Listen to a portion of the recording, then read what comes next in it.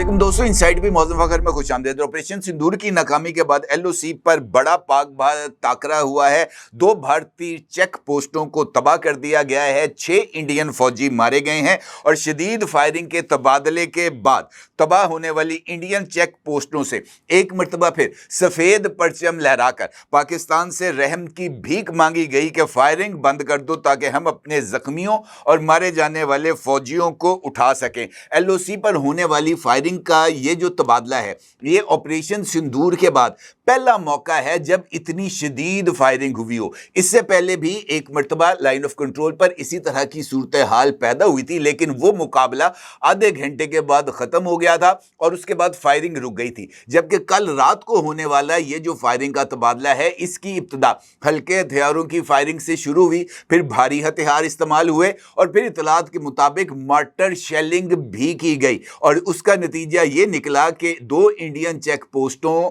को मुकम्मल तौर पर तबाह कर दिया गया। LOC पर होने वाली इस फायरिंग के तबादले की क्या तफसीलात हैं, ये जो फायरिंग है ये किस तरीके से जो रीजन में होने वाली डेवलपमेंट्स हैं उसके साथ जुड़ी हैं। इंडियन मीडिया ने LOC पर होने वाली इस फायरिंग को किस जो है वो साजिश के साथ इसको तशबीह दी और रॉ के ऑपरेटिव अकाउंट्स इस सारी सूरत हाल पर कौन सा इंडियन नैरेटिव को टो कर रहे हैं, इंपॉर्टेंट सूरत हाल है, इसके ऊपर आपके साथ बात करता हूं। इस पूरी खबर की तफसीलात आपके साथ शेयर करता हूं।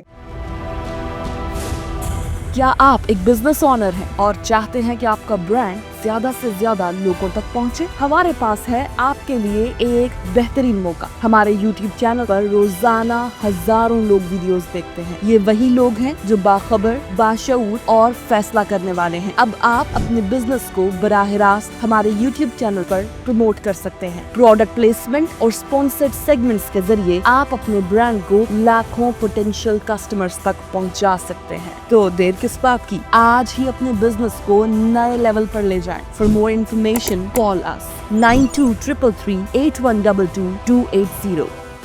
लेकिन उससे पहले एक और खबर आपके साथ शेयर करना बहुत ज़्यादा ज़रूरी है, क्योंकि आज जिस वक्त आप ये वीडियो देख रहे होंगे इसके आगे पीछे पाकिस्तान और इंडिया का एशिया कप के अंदर दुबई में टाकरा होने जा रहा है। और इस मैच से पहले, ये जो इंडिया पाकिस्तान मैच होने जा रहा है, उससे पहले दुबई स्टेडियम में 6-0 के जनाब लग गए हैं नारे। और ये जो 6-0 के नारे लगे हैं, इसने इंडियन टीम को एक अजीबोगरीब सूरत हाल से दुचार कर दिया, जो कि इससे पहले मुसाफे के इशू को लेकर या मोहसिन नकवी से एशिया कप ट्रॉफी वसूल ना करने के दावे कर रहे थे। ये जो स्टेडियम है वहां पर 6-0 के नारों ने उनको एक ऐसी डिफेंसिव पोजीशन पर लाके खड़ा कर दिया, एक ऐसा नफ्सियाती जाल उनके ऊपर फेंक दिया जो कि जिससे बचना उनके लिए कतई तौर पर नामुमकिन हो गया। सूरत हाल ये थी, अमूमी तौर पर ऐसा ही होता है कि मैच शुरू होने से पहले प्रैक्टिस सेशंस होते हैं और उन प्रैक्टिस सेशंस के अंदर दोनों टीमें स्ट्रेचिंग करती हैं, वार्म अप्स करती हैं, कुछ लोग बॉलिंग प्रैक्टिस कर रहे होते हैं, कुछ जनाब बैटिंग प्रैक्टिसेस कर रहे होते हैं और स्टेडियम के अंदर लोग भी मौजूद होते हैं और एक मैच से पहले जो एक जंग वाली कैफियत है वो शुरू हुई होती है। अच्छा, जब पाकिस्तानी टीम दुबई स्टेडियम पहुंचती है तो दुबई स्टेडियम में वो पहले अपनी हल्की फुल्की एक्सरसाइज करते हैं और फिर वो अपने कोच की मौजूदगी के अंदर 2 ग्रुप्स के अंदर तकसीम होकर एक ये जो वार्म अप होता है ना, फुटबॉल खेलते हुए, वो इस तरह की वार्मिंग अप कर रहे होते हैं। इस दौरान 2 टीमें बन जाती हैं। एक टीम के अंदर सलमान अली आगा होते हैं, दूसरी टीम के अंदर शाहीन शाह अफरीदी और हारिस रऊफ वगैरह ये मौजूद होते हैं। अब इन दोनों टीमों के दरमियान ये जो वार्मिंग अप फुटबॉल मैच है ये शुरू हो जाता है। इस दौरान जो शाहीन शाह अफरीदी की टीम है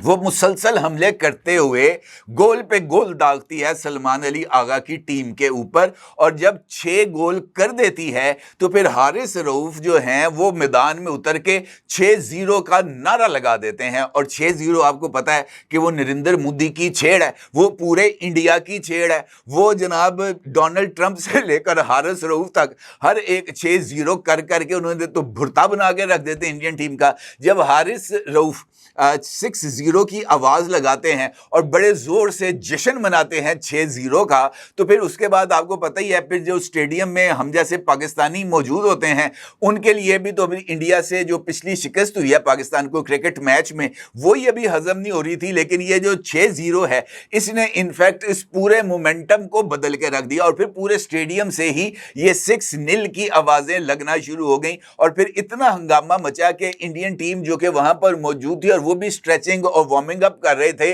वो एकदम एक कोने में दुबक गए और उनसे टीम के कुछ अरकान वापस अपने डिग आउट में चले गए ताकि जनाब वहां पर बैठ के ये हंगामा थमने का इंतजार कर सकें और ये देख सकें कि इस 6-0 से जनाब हमने किस तरीके से बचना है। लेकिन बचा नहीं जाएगा, ये बात तय है, क्योंकि 6 से मामला 7 तक तो जा सकता है, 6 से मामला 5 तक नहीं आ सकता। जो नंबर्स दे दिए गए हैं पाकिस्तान के air chief air marshal Zaheer Babar Sidhu ने एलन वार्नर को, वो नंबर्स ना सिर्फ कंफर्म है बल्कि अभी एलन वार्नर जो कि एक बड़े मशहूर तहकीकाती डिफेंस जर्नलिस्ट हैं, उन्होंने एयरफोर्स मैगजीन के अंदर अपने रीसेंट आर्टिकल में वाज़ेह तौर पर इस बात का इजहार किया है कि वो इंडिया और पाकिस्तान दोनों की एयर फोर्सेस को मॉनिटर भी कर चुके हैं और उन्होंने इस बात का इजहार भी किया कि अभी रिसेंटली उन्होंने पाकिस्तान का विजिट भी किया और पाकिस्तान के विजिट में उन्होंने पाकिस्तान का ये जो कमांड एंड कंट्रोल सिस्टम है एयरफोर्स का, इसके मुख्तलिफ मराकज़ का विजिट भी किया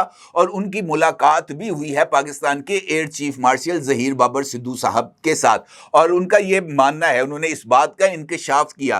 कि मैंने 7 तैयारों की, इंडियन 7 तैयारों की तबाही के सबूत अपनी आंखों से देखे हैं, अपनी आंखों से देखे हैं। और उन्होंने इस बात का इंकशाफ अपने इस आर्टिकल में किया है एलन वार्नर ने कि अगर ज़रूरत पड़ी, बड़ा इंपॉर्टेंट इंकशाफ है कि अगर ज़रूरत पड़ी तो ये सबूत मीडिया के सामने रखे भी जा सकते हैं। यानी उनका ये कहना था कि मैंने ये जो है आर्टिकल लिख दिया है, अगर इंडिया ये समझता है, चैलेंज दिया ना उन्होंने इंडिया को, कि अगर इंडिया ये समझता है कि उसने मेरे ऊपर डेफेमेशन का केस यूके की अदालतों में करना है तो भान आ जाओ, सत बिस्मिल्ला, एक घोड़ा तो एक घोड़े का मैदान। मेरे आर्टिकल की बुनियाद के ऊपर आप मेरे ऊपर डेफेमेशन का, हत्या इज्जत का केस करें और बरतानवी अदालत का बुआ खड़काएं और मिलियंस ऑफ डॉलर्स का, बिलियंस ऑफ पाउंड्स का आप जनाब मेरे ऊपर हर्जाने का दावा करें और फिर मैं बरतानवी अदालत के अंदर इस बात को साबित करूंगा अपने सबूत देकर कि जनाब ये जो तैयारे मैंने तबाही का दावा किया है ये हैं उसके सबूत, और इन सबूतों की रोशनी में मैंने अपनी स्टोरी बनाई थी। और अब एलन वार्नर का ये जो आर्टिकल है इसको छपे हुए कम से कम 1 हफ्ता गुजर चुका है और इस दौरान इंडियन एयरफोर्स के जो सरबराह हैं उन्होंने 2 मरतबा, ANI ने रिपोर्ट भी किया है जो एक इंडियन एजेंसी है, उसने ये जो इंडियन एयर चीफ हैं उनका एक स्टेटमेंट को, उनके एक इंटरव्यू को या एक सेमिनार से उनके खिताब को रिपोर्ट भी किया है। लेकिन उस सारे ये जो उनका सेमिनार से खिताब था उसमें उन्होंने एलन वार्नर के इस ऐलान का, इस इंकशाफ की तरदीद नहीं की, बल्कि ये जो इंडियन एयर चीफ थे अमरदीप सिंह, उन्होंने इस बात का इजहार किया कि जनाब हमारे पास जो मैंडेट था, हमने ये लड़ाई शुरू ही इस वजह से की थी कि हमने पाकिस्तान के अंदर मुबैना टेररिस्ट नेटवर्क्स को हिट करना था और हमने 6 और 7 मई की दरमियानी शब को इस टेररिस्ट नेटवर्क्स को हिट कर दिया और उसको हिट करने के बाद हमारे पास पाकिस्तान के साथ लड़ने का कोई और जवाब ही नहीं था, लिहाजा हमने जनाब लड़ाई को बंद कर दिया, क्योंकि लड़ाई को शुरू करना और लड़ाई को खत्म करना ये दोनों इंतहाओं को आपको कार्रवाई शुरू करने से पहले ही मद्देनजर रखना चाहिए। और उन्होंने कहा कि हमने इस एस्पेक्ट को मद्देनजर रखा था कि हमने जंग शुरू कब करनी है और जंग को खत्म कब करना है। हमारा ऑब्जेक्टिव था टेररिस्ट नेटवर्क्स बकौल उनके जो कि पाकिस्तान में मौजूद हैं उनको तबाह करना। हमने अपनी प्रिसीशन स्ट्राइक्स बकौल उनके, उसके जरिए हमने ये जो 6 उन्होंने जो हिट किए थे उसको हमने हिट कर दिया। हमने 32 मिसाइल मारे اور میزائل مار کے ہم ہاتھ جھڑ کے گھر چلے گئے. اس کے بعد ہمیں تو لڑنے کی ضرورت نہیں تھی. لیکن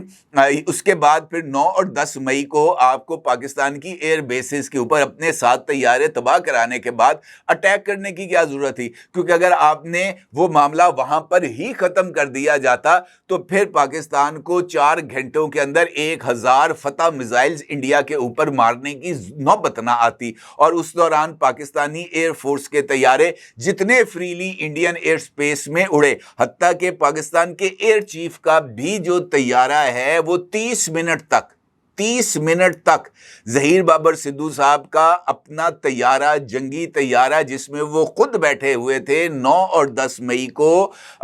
وہ طیارہ 30 منٹ تک انڈین ایئر سپیس کے اندر پرواز کرتا رہا. تو اگر آپ کی ایئر فورس اتنی تگڑی تھی تو جب پاکستانی ایئر فورس کے طیارے انڈیا میں گھسے تھے تو روک لینا تھا نا انہیں. اس کا مطلب یہ ہے کہ آپ کے پلے کچھ نہیں تھا، آپ محض درشنی پہلوان تھے اور اسی درشنی پہلوانی کے ارد گرد آپ گھومتے رہے. ابھی یہ جو ریسنٹ واقعہ ہوا ہے جس کا ذکر میں نے آپ کے ساتھ گفتگو کے آغاز میں کیا ہے، وادی لیپا کا